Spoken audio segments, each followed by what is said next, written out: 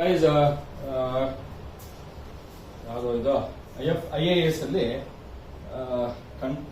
Consolidated ಮತ್ತೆ ನಾನ್ consolidated ಅಂತ single consolidated ಓಕೆನಾ. ಇದರಲ್ಲಿ ಒಂದು ಪ್ರಾಬ್ಲಮ್ ಇದೆ ನೋಡಿ. 10 marks question BNU question paper ಅಲ್ಲಿ ಇದೆ. From the following information, you are required to prepare consolidated balance sheet of R Company Limited and its subsidiary company S Company Limited as on 31st of March 2024. ನೋಡಿ, date very important. 31st March 24. Comments ಅವತ್ತಾಗಿರುತ್ತೆ 1/4/23. ಅರ್ಥ ಆಗ್ತಾ ಇದೆಯಾ?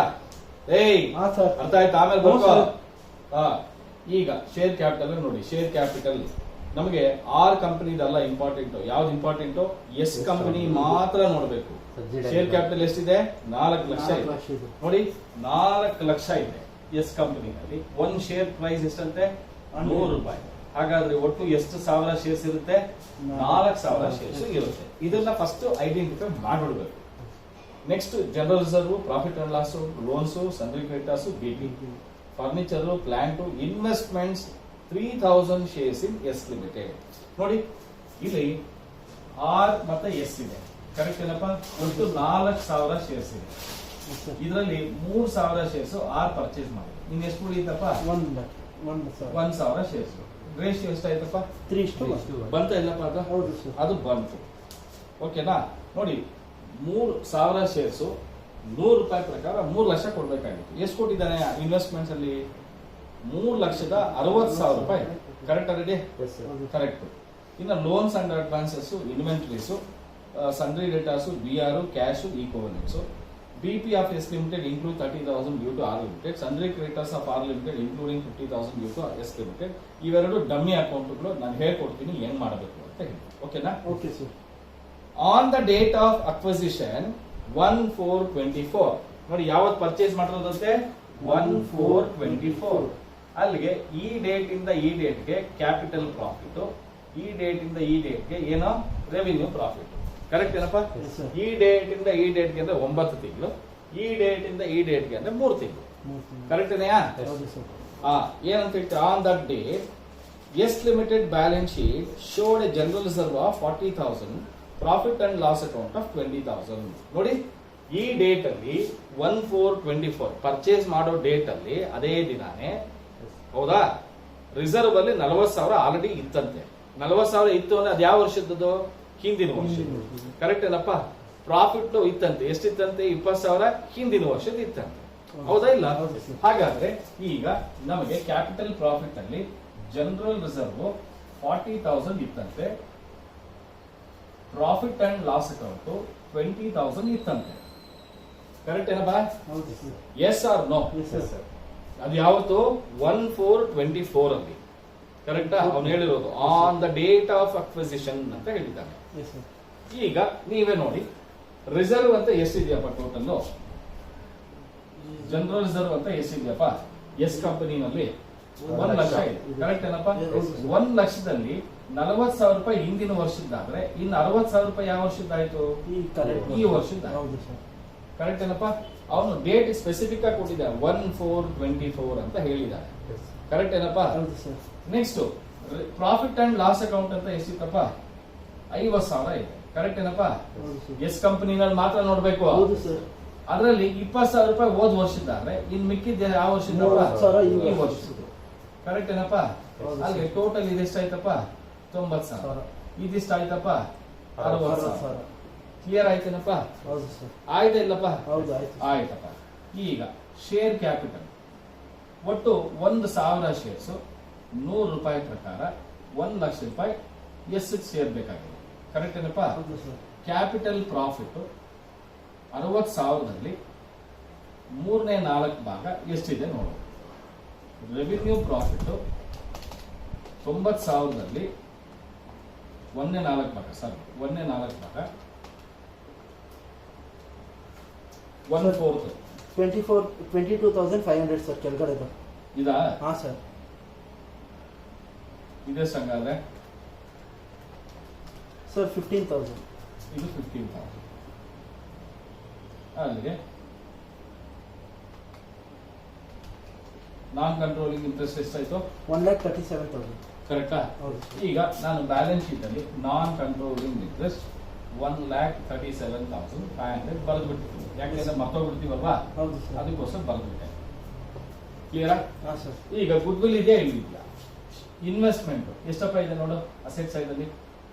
Investment in shares of S limited 3,60,000 ಇದೆ. 60,000. ಅದ್ರದ್ದು cost price ಎಷ್ಟಪ್ಪ? 30,000 shares into 100 ರೂಪಾಯಿ ಅಂದ್ರೆ ಎಷ್ಟು ಬರುತ್ತೆ?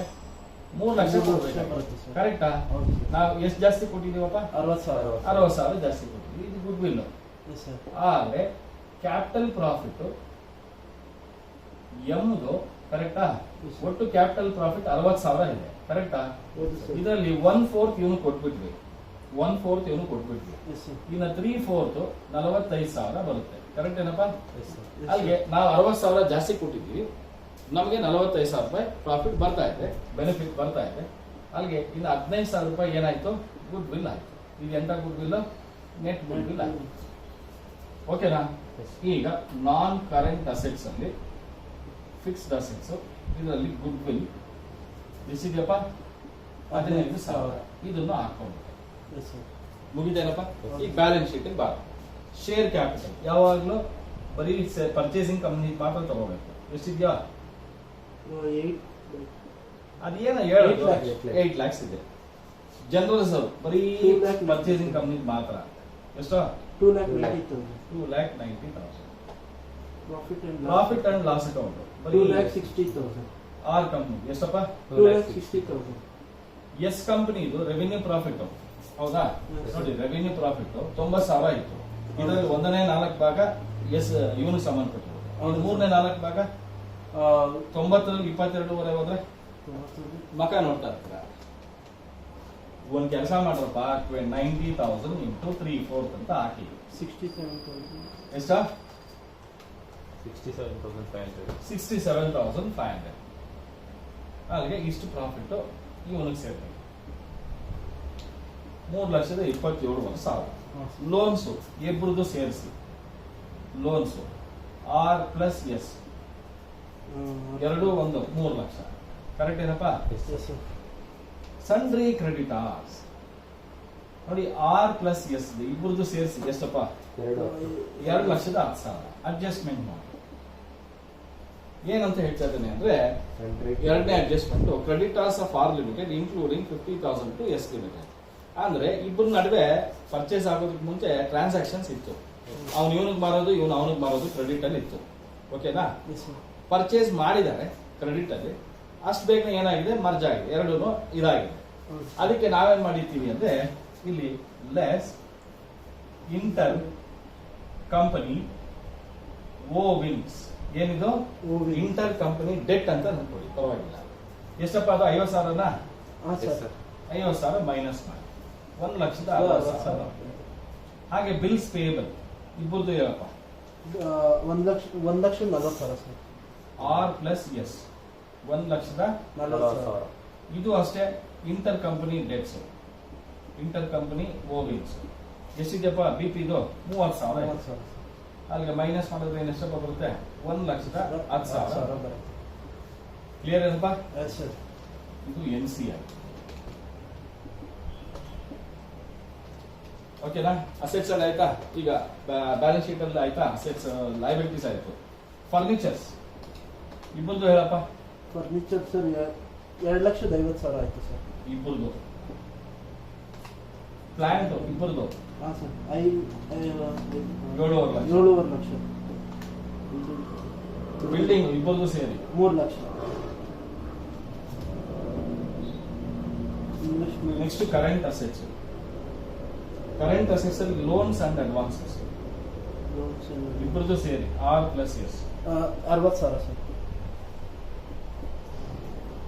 Inventory stock R plus S sir 2,10,000. 2,10,000. Debtors ಎರಡು ಸರ್ ಆರ್ ಪ್ಲಸ್ ಎಸ್ 2,50,000. ಇದರಲ್ಲಿ ನೋಡಿ ಕ್ರೆಡಿಟ್ ಆರ್ ಅಲ್ಲಿ ಎಷ್ಟು ಮೈನಸ್ ಮಾಡಿದೀವಿ? 50,000. 50,000.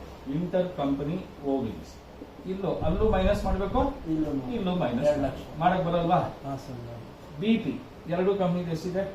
BR sir 1,50,000 1,50,000. ಎರಡು ಕಂಪ್ನಿಲಿ ಎಷ್ಟು ಮೈನಸ್ ಮಾಡಿದ್ವಿ? 30,000 ಸರ್. ಇಲ್ಲೂ ಅಷ್ಟೇ ಮೈನಸ್ ಮಾಡಿ. Okay sir. 1,20,000. ಇನ್ನೇನಿದೆಯಪ್ಪ? Cash Cash and cash. ಎಷ್ಟಿದೆಯಪ್ಪ? 1 lakh ಟೋಟಲ್ ಅಲ್ಲ ಸರ್? ಎರಡು ಸೇರಿ ಎರಡು ಸರ್. 2,20,000. 2,20,000. ನೋಡ್ರಪ್ಪ ಎಷ್ಟು ಬರುತ್ತೆ? ಅದು 21,25,000. ಇದಾ? ಹಾಂ ಸರ್. 21,25,000 ಇದೆಷ್ಟು ಬರುತ್ತೆ? ಇದು 21,25,000 ಬರುತ್ತೆ, ಬರಲೇಬೇಕು.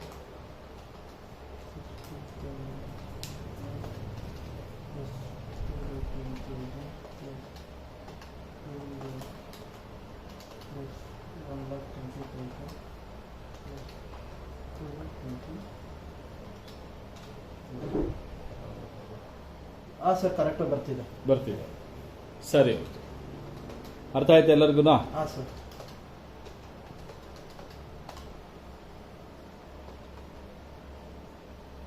2,50,000